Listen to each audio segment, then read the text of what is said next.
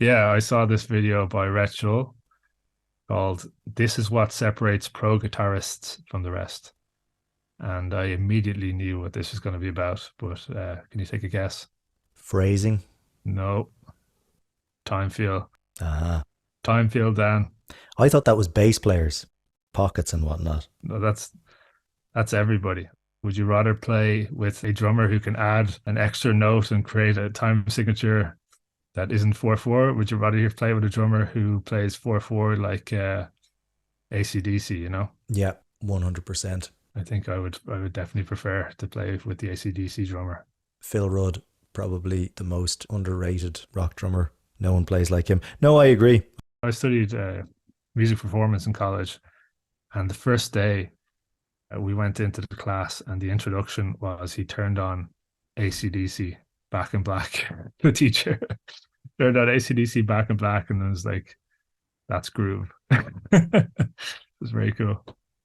But the video was great. He was giving tips on how to improve your time feel. And one tip that I don't know how many people know, but when you're playing with a metronome, I think a lot of people just play with the metronome counting 1, 2, 3, 4, 1, 2, 3, 4.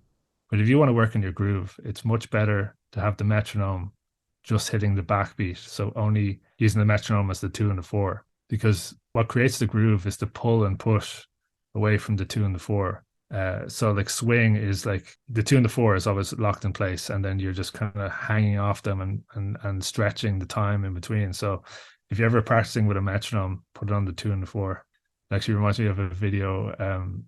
There's this jazz pianist playing a concert. You've probably seen this, and everyone in the crowd is clapping on the one and the three, which to a musician, that's not the most pleasant feeling because it makes everything very rigid.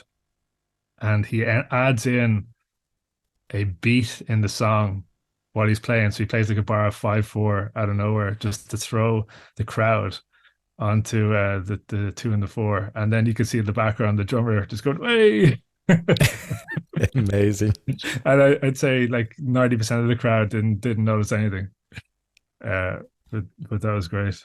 But I got to see that. yeah, I'll link that as well. But there's loads of metronome tricks that you can do to enhance your rhythm. Like I remember we used to do this one called the disappearing metronome, where you set the metronome at a very slow tempo, and if you clap along, your clapping will phase out the metronome. If you're in perfect time, you'll be clapping and you won't even hear the metronome. And you do that at slower and slower tempos, and it's just a great way to internalize time. And you can also like set a metronome on a DAW or something and automate out the volume 10 seconds at a time and try to keep playing and keep the groove going. And then the metronome will fade back in and hopefully you'll be in time. You can also, I think one of the best ones is, so we did metronome on the two and the four. If you just pick like a random, the and of three, can you play along with a metronome with the beep just on the and of three? Or pick any, I'd say there's some crazy musicians out there who can like put it on the last triplet or something and play along. But it's a great exercise to try.